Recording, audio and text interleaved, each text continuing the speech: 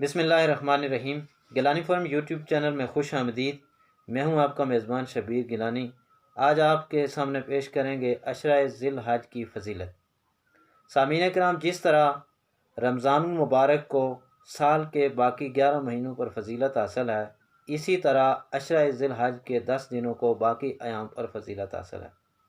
جس طرح رمضان المبارک کو نزول قرآن کی وجہ سے سال کے باقی 11 مہینوں پر فضیلت حاصل ہے، اسے انتہائی محترم اور مقدس مہینہ ہم تمام مسلمان سمجھتے ہیں۔ ربیع الاول کو سرکار دو عالم صلی اللہ علیہ وآلہ وسلم کی ولادت کی وجہ سے فضیلت حاصل ہے۔ محرم الحرام کو نواسہ رسول حضرت امام حسین شہید کربلا کی وجہ سے انتہائی اہمیت اور فضیلت حاصل ہے۔ اسی طرح ذی الحجہ کے پہلے 10 ایام کو اللہ کے پیارے برگزیدہ نیک بندے اور نبی حضرت ابراہیم اور حضرت اسماعیل کی ایک عظیم اور لازوال قربانی کی وجہ سے اہمیت حاصل ہے۔ حضرت ابراہیم علیہ السلام کے بارے میں فرمایا جاتا ہے کہ آپ 60 یا 65 سال تک اللہ تبارک و تعالیٰ سے اولاد کے لیے دعا فرماتے رہے کہ باری تعالیٰ مجھے اولاد کی نعمت عطا فرما۔ 84 سال کی عمر میں حضرت ابراہیم علیہ السلام کو ایک بیٹا عطا کیا جاتا ہے، اور بیٹے کی پیدائش کے کچھ ہی دن بعد اللہ پاک کی طرف سے حکم ہوتا ہے کہ آپ اس بیٹے کو ایک فلاں جگہ پہ چھوڑ آئیں۔ وہاں پہ حضرت ابراہیم اور حضرت ہاجرہ اپنے بیٹے کو چھوڑ آتے ہیں، اور جبریل ان کی رہنمائی فرماتے ہیں کہ فلاں جگہ پہ اس کو چھوڑنا ہے۔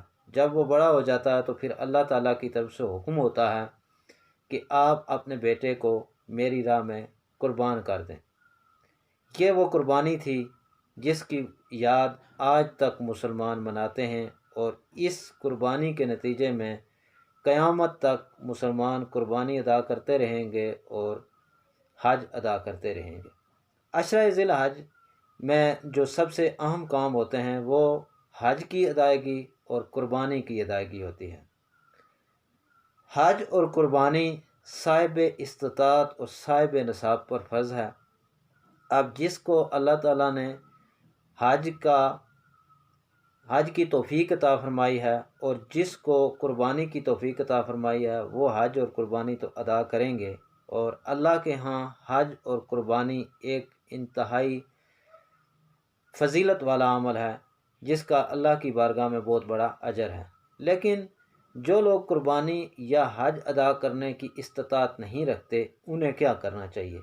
دیکھنے میں یا ہمارے مشاہدے میں یہ بات آئی ہے کہ ہمارے علماء کرام یا ہمارے جتنے بھی پروگرامز ہوتے ہیں ٹی وی پہ یا چینلز پہ مختلف پہ، اس میں قربانی کے مسائل کے حوالے سے، حج کی تربیت کے حوالے سے، جو کہ انتہائی ضروری بھی ہے، اس پہ تو بہت زور دیا جاتا ہے، لیکن باقی کچھ چیزیں کیونکہ ان کی ضرورت شاید محسوس نہیں کرتے، یا یہ سمجھا جاتا ہے کہ عام عوام الناس کو اس چیز کا علم ہوگا، تو اس پہ ذرا کم دلچسپی اور توجہ دی جاتی ہے اور بیان کیا جاتا ہے۔ لیکن اللہ تعالیٰ نے قرآن کریم میں قسم اٹھائی ہے، اللہ رب العزت ان 10 راتوں کی قسم اٹھائی۔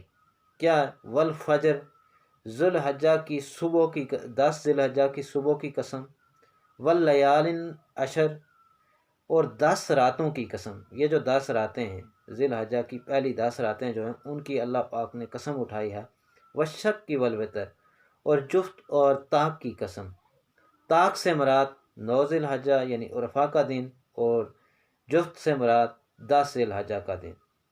تو سامعین کرام، اللہ تعالیٰ نے ان ایام کے حوالے سے یہ جو راتیں اور دن ہیں، ان راتوں اور دنوں کے حوالے سے کسی اور جگہ پہ قسم نہیں اٹھائی۔ اس سے واضح ہوتا ہے کہ ان دنوں اور راتوں کی کیا اہمیت ہے۔ آپ کو یہ بھی بتاتے چلیں کہ ان 10 راتوں میں کسی ایک رات بھی اگر کوئی بندہ شب بیداری کرتا ہے، عبادت کرتا ہے اللہ تعالیٰ کی بارگاہ میں، تو اسے شب قدر کے برابر ثواب دیا جاتا ہے۔ اور ان 10 دنوں میں جب کوئی بندہ دن کو روزہ رکھتا ہے تو اس کو 1 سال کے روزوں کے برابر ثواب دیا جاتا ہے۔ اور حضور نبی کریم صلی اللہ علیہ وآلہ وسلم کا ارشاد ہے کہ مجھے کبھی امکان ہے کہ جو شخص 9 ذی الحجہ کا روزہ رکھے گا اسے اس کے گزشتہ سال کے اور آئندہ سال کے اللہ تبارک و تعالیٰ اس کے گناہوں کو معاف فرما دے گا۔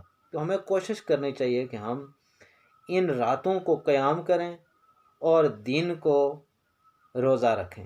اگر ساری راتوں کو نہیں کر سکتے تو کسی ایک رات کر لیں، 2 رات کر لیں، یا ایک رات کریں دوسری رات آرام کریں، پھر اسی طرح تیسری رات شروع کر لیں۔ تو یہ انتہائی اہمیت کے عمل دن اور راتیں ہیں۔ اللہ کی بارگاہ میں دعا کرنی چاہیے، توبہ استغفار کرنا چاہیے تاکہ اللہ تعالیٰ ہمارے گناہ معاف فرمائے اور ہمارے حال پر کرم فرمائے۔ جس طرح پہلے بیان کیا گیا کہ رمضان المبارک کے آخری عشرے کو ایک فضیلت حاصل ہے، اسی طرح ذی الحجہ کے پہلے عشرے کو بھی فضیلت حاصل ہے۔ حضرت عبداللہ ابن عمر رضی اللہ تعالیٰ عنہ سے روایت ہے کہ عشرہ ذی الحج میں کیے جانے والے، یعنی حضور رسالت مآب صلی اللہ علیہ وآلہ وسلم نے فرمایا کہ کیے جانے والے اعمال دوسرے ایام کی نسبت زیادہ ثواب رکھتے ہیں، اس لیے ہمیں ان ایام میں زیادہ سے زیادہ عبادت کرنی چاہیے، نیک کام کرنے چاہیے، صدقہ و خیرات کرنے چاہیے۔ ایک اور چیز جو انتہائی ضروری ہے کہ ان 10 ایام میں ہمیں زیادہ سے زیادہ تکبیرات بھی ادا کرنی چاہیے۔ وہ تکبیرات کیا ہیں؟ الحمدللہ، اللہ اکبر، لا الہ الا اللہ۔ اس کے علاوہ جس طرح پہلے بیان کیا گیا، نفلی روزے رکھنے چاہیے اور شب بیداری کرنی چاہیے، عرفہ کا روزہ رکھنا چاہیے، اور پھر وہ لوگ جنہوں نے قربانی کرنی ہو وہ 10 ذی الحجہ سے لے کر قربانی کرنے تک اپنے کوئی اضافی بال یا ناخن ان کو نہیں کٹوانے چاہیے۔ اسی طرح تکبیر تشریق جو ہوتی ہیں 9 ذی الحج کی فجر سے لے کے 13 ذی الحج کی عصر تک، اللہ اکبر، لا الہ الا اللہ، واللہ اکبر، اللہ اکبر وللہ الحمد، یہ تکبیر ہر فرض نماز کے بعد کم از کم ایک بار ادا کرنی چاہیے۔ مردوں کے لیے یہ ضروری ہے کہ وہ یہ تکبیر اونچی آواز سے، جبکہ خواتین آہستہ آواز میں یہ تکبیرات کہیں۔ تو اسی طرح حضور نبی کریم صلی اللہ علیہ وآلہ وسلم نے فرمایا کہ عیدین کی جو راتیں ہوتی ہیں، خواہ وہ عید الفطر کی رات ہو یا عید الاضحیٰ کی رات ہو، اس میں زیادہ سے زیادہ اللہ کے حضور میں شب بیداری کرنی چاہیے، دعا کرنی چاہیے۔ اسی طرح بے شمار روایات ہیں جن میں عشرہ ذی الحج میں نوافل کا اہتمام کرنا چاہیے۔ مثلا جب آپ اعلان سنیں کہ ذی الحج کا چاند نظر آ گیا تو پھر آپ عشاء کی نماز کے بعد 4 رکعت نماز نفل ادا کریں، جن میں سورہ فاتحہ کے بعد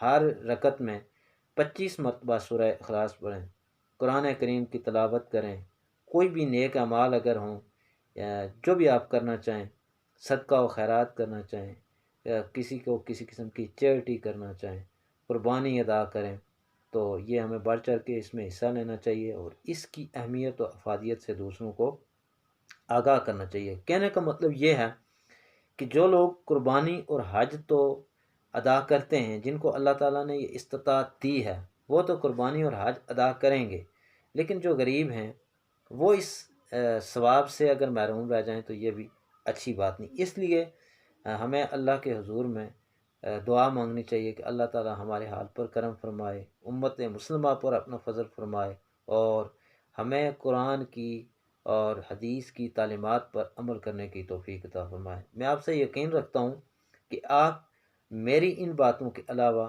باقی بھی ریسرچ کریں گے، علماء کرام سے اس حوالے میں رہنمائی لیں گے۔ باقی یوٹیوب پہ اس حوالے سے بے شمار ویڈیوز اچھے علماء کرام کی، میں نہیں کہتا کہ آپ ہماری ہی دیکھیں، علماء کرام کی، بڑے پڑھے لکھے لوگوں کی ویڈیوز موجود ہیں۔ ٹی وی چینلز پہ اس حوالے سے بے شمار پروگرامز ترتیب دیے جاتے ہیں۔ مساجد میں علماء کرام اپنے خطاب کے دوران اس کی اہمیت و افادیت بیان کرتے ہیں، تو ہمیں کوشش کرنی چاہیے، کیونکہ آج کل کرونا وائرس کی وجہ سے مساجد میں یا علماء کرام سے یا آپس میں میل جول کیونکہ انتہائی کم ہے، تو اس حوالے سے اتنی معلومات رہنمائی نہیں مل سکتی جو ہم اگر ہم اپنے طور پہ یوٹیوبس کے ذریعے یوٹیوب چینلز پہ سرچ کریں یا ٹی وی پروگرامز پہ دیکھیں یا کتب سے ہم اگر رہنمائی حاصل کریں تو یہ ہمارے لیے انتہائی اچھا ہوگا۔